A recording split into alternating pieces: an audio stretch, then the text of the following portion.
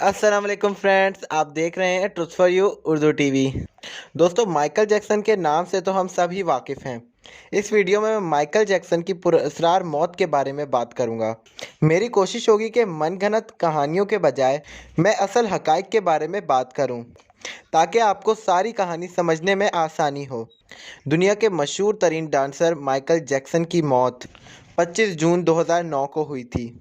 मौत की वजह प्रोपोफोल नामी ड्रग का एक इंजेक्शन थी। डॉक्टर कॉनराड मरे का कहना था कि वो पिछले 60 दिनों से मुसलसल माइकल जैक्सन को प्रोपोफोल का इंजेक्शन लगा रहा था, क्योंकि माइकल जैक्सन को नींद ना आने का मसला था। इसी इंजेक्शन के ओवरडोज की वजह से माइकल जैक्सन की सिर्फ 50 साल की उम्र में मौत हो गई। डॉक्टर कॉनराड मरे को गिरफ्तार कर लिया गया था और इसको 4 साल कैद की सज़ा हुई, लेकिन ये सिर्फ 2 साल ही जेल में गुजार कर वापस बाहर आ गया। लेकिन दोस्तों, कहानी इतनी सिंपल नहीं है। इसमें कोई शक नहीं है कि माइकल जैक्सन के मरने से पहले उसकी जान को किसी से खतरा था। माइकल जैक्सन को लगता था कि इसको कत्ल कर दिया जाएगा।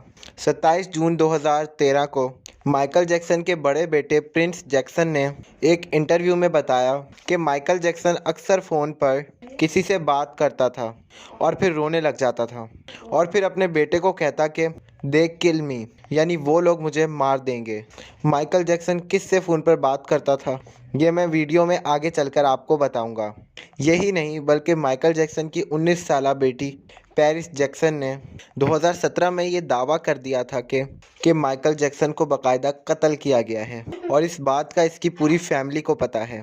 इसका कहना था कि माइकल जैक्सन कि वो जल्द ही मार दिया जाएगा। इसके अलावा हैरानकुन तौर पर अपनी मौत से सिर्फ 2 हफ्ते पहले माइकल जैक्सन ने अपने एक इंतहाई करीबी दोस्त को कुछ खत दिए थे, जिसमें लिखा था कि ये लोग मुझे मारना चाहते हैं और मुझे अपनी जान की फ़िक्र हो रही है। माइकल जैक्सन का ये दोस्त, जो कि एक बिजनेसमैन है, उस वक्त माइकल जैक्सन के साथ ही मौजूद था और माइकल जैक्सन ने खुद इसको ये खत दिए थे। दोस्तों, ये सारी बातें इस चीज़ को साबित करती हैं कि माइकल जैक्सन की जान को किसी से शदीद खतरा था और इसको पता था कि इसको कत्ल कर दिया जाएगा। लेकिन खतरा किस से था, अब ये डिस्कस करते हैं। दोस्तों, ये बात बहुत कम लोग जानते हैं कि माइकल जैक्सन एक बिजनेसमैन भी था और यही इसकी ज़िंदगी का सबसे बड़ा मसला बन गया। जब इसकी एल्बम थ्रिलर रिलीज़ हुई और बहुत ज़्यादा हिट हो गई, तो माइकल जैक्सन दौलत से माला माल हो गया था। इसने उस वक्त सोचा कि इन पैसों को कहीं इन्वेस्ट करना चाहिए। ये दूसरे आर्टिस्ट की तरह अपनी उम्र का आखिरी हिस्सा गुर्बत में गुजारना नहीं चाहता था।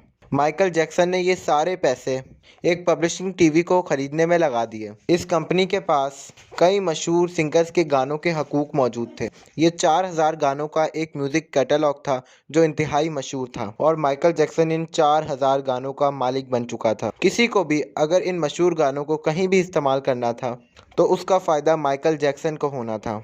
1984 में माइकल जैक्सन ने एटीवी म्यूज़िक पब्लिशिंग को $47.5 मिलियन में ख़रीदा, जो कि एक बहुत बड़ी रकम थी। इसने कुछ ही अरसे के बाद इन गानों से फ़ायदा भी उठाना शुरू कर दिया और बीटल्स का एक गाना रेवोल्यूशन मशहूर स्पोर्ट्स ब्रांड नाइकी को $5 लाख का बेच दिया, जो नाइकी ने अपने इश्तिहारों में इस्तेमाल करना था।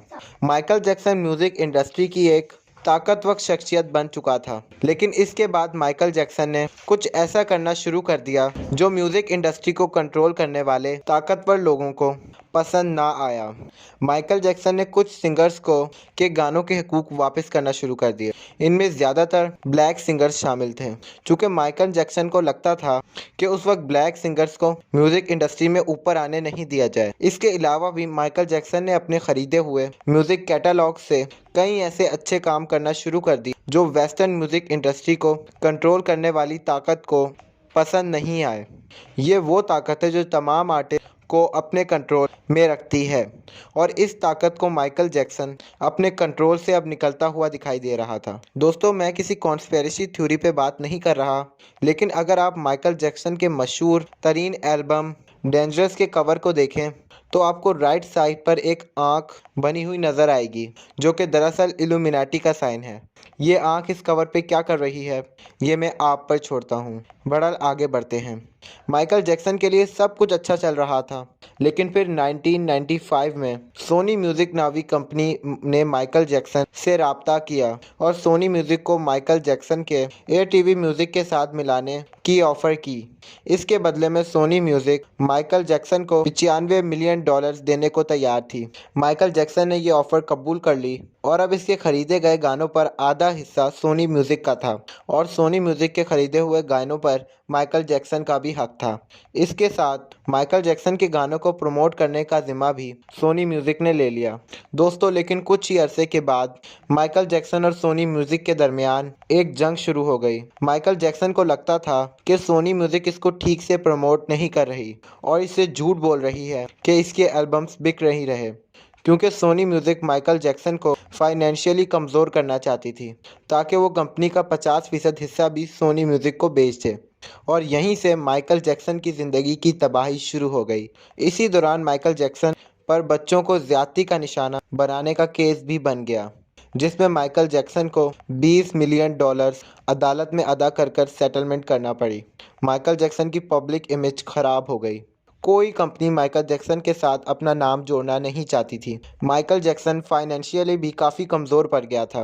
माइकल जैक्सन इस दौरान यही कहता रहा कि ये इसके खिलाफ एक साजिश है और इसका जिम्मेदार इसने सोनी म्यूज़िक के मालिक टॉमी मटोला को ठहराया।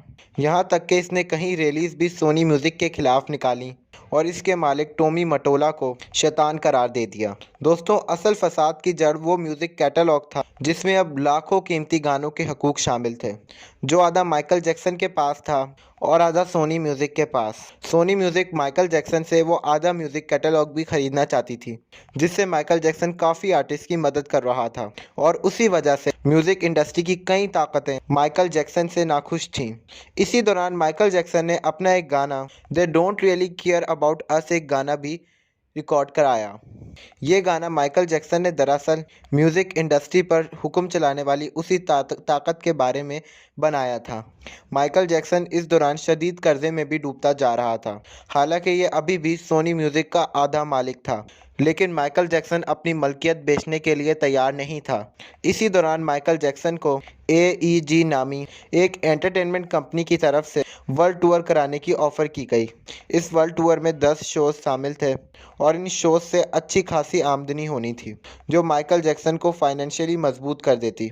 माइकल जैक्सन ने शदीद प्रेशर में ये कॉन्ट्रैक्ट साइन कर लिया, लेकिन फिर AEG कंपनी ने इसे 50 रोज़ कराने का मुतालबा कर दिया। माइकल जैक्सन ने साफ इनकार कर दिया। इसकी सेहत भी अच्छी नहीं थी और इसकी बहन लाटोया जैक्सन के मुताबिक माइकल जैक्सन को ये भी लगता था कि इसको स्टेज पर ही कत्ल कर दिया जाएगा। दोस्तों, AEG नामी इस कंपनी ने माइकल जैक्सन को शदीद प्रेशराइज करना शुरू कर दिया कि वो इसके लिए 50 शोज़ करे और इसी दौरान डॉक्टर कॉनराड मरे को इसी AEG कंपनी ने माइकल जैक्सन के डॉक्टर के हैसियत से नौकरी पर रख लिया। ये वही डॉक्टर था जिसके मुतालिक मैंने आपको वीडियो के शुरू में बताया था, जिसने माइकल जैक्सन को प्रोपोफोल नामी ड्रग का ओवरडोज दिया था, जिससे माइकल जैक्सन की मौत हो गई थी। प्रोपोफोल नामी ये ड्रग इल्लीगल था। ये हॉस्पिटल के बाहर जा ही नहीं सकता था, लेकिन डॉक्टर कॉनराड मरे ने माइकल जैक्सन को ये इंजेक्शंस लगाना शुरू कर दिए। माइकल जैक्सन को भी इन इंजेक्शंस की लत पड़ती गई। यहाँ सवाल ये पैदा होता है कि डॉक्टर कॉनराड मरे ने यह खतरनाक ड्रग का इंजेक्शन माइकल जैक्सन को क्यों लगाना शुरू किया। दोस्तों, कुछ लोगों के नज़दीक डॉक्टर कॉनराड मरे सिर्फ एक प्यादा था और इसके पीछे वही ताकतवर लोग थे जिनसे माइकल जैक्सन को खतरा था। जैसा कि मैंने आपको बताया कि ये ताकतवर लोग माइकल जैक्सन से उसके गाने और म्यूज़िक कैटलॉग खरीदना चाहते थे और शायद इसी की वजह से माइकल जैक्सन पर मुख्तलिफ केसेस भी बनवाए गए, जिनकी वजह से इसकी इमेज की धज्जियां उड़ा दी गई। ये गाने और म्यूज़िक कैटलॉग माइकल जैक्सन के लिए जान का खतरा बन चुके थे। ये मैं खुद नहीं कह रहा, बल्कि माइकल जैक्सन की बहन के मुताबिक माइकल जैक्सन उसको कहा करता था कि मेरे इसी म्यूज़िक कैटलॉग की वजह से मैं एक दिन कत्ल कर दिया जाऊंगा।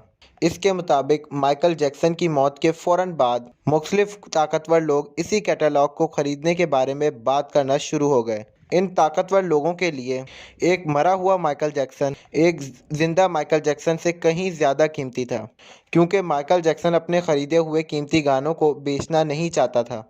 दोस्तों, वीडियो के शुरू में मैंने आपको बताया था कि माइकल जैक्सन फ़ोन पर किसी से बात करके कहता था कि ये लोग मुझे मार देंगे। इसके बेटे प्रिंस जैक्सन के मुताबिक माइकल जैक्सन दरअसल AEG नामी कंपनी के मालिक से फ़ोन पर बात करके कहता था कि ये लोग मुझे मार देंगे। वही AG कंपनी जो माइकल जैक्सन को 50 रोज़ करने पर मजबूर कर रही थी और जिसने डॉक्टर कॉनराड मरे को हायर किया था।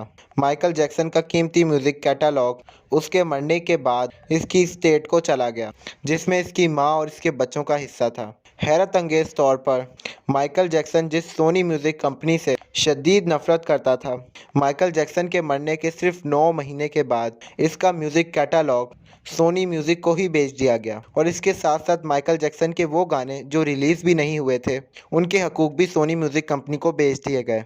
शायद इसीलिए माइकल जैक्सन कहता था कि इन ताकतों को मेरे ज़िंदा रहने से ज़्यादा मेरे मरने का फ़ायदा है। दोस्तों, सवाल ये है कि माइकल जैक्सन की अपनी बेटी पेरिस जैक्सन का ऐसा क्यों कहना है कि उसकी फैमिली को पता है कि माइकल जैक्सन को क्यों कत्ल किया गया है। क्या माइकल जैक्सन की मौत की वजह उसका म्यूज़िक कैटलॉग बना, जिसमें लाखों कीमती तरीन गाने शामिल थे। इस म्यूज़िक कैटलॉग को सोनी म्यूज़िक को क्यों बेचा गया, जिससे माइकल जैक्सन शदीद नफरत करता था और डॉक्टर कॉनराड मरे को दरअसल इसीलिए माइकल जैक्सन का डॉक्टर बनाया गया था। ये फैसला मैं आप पर छोड़ता हूँ। दोस्तों, मुझे उम्मीद है कि आपको ये वीडियो पसंद आई होगी। वीडियो को लाइक और शेयर ज़रूर कीजिएगा और इस चैनल को भी सब्सक्राइब ज़रूर कीजिएगा और बेल आइकन को भी दबाइएगा, ताकि जब भी हमारी नई वीडियो आए तो आपको सबसे पहले नोटिफिकेशन मिले। अल्लाह हाफ़िज़।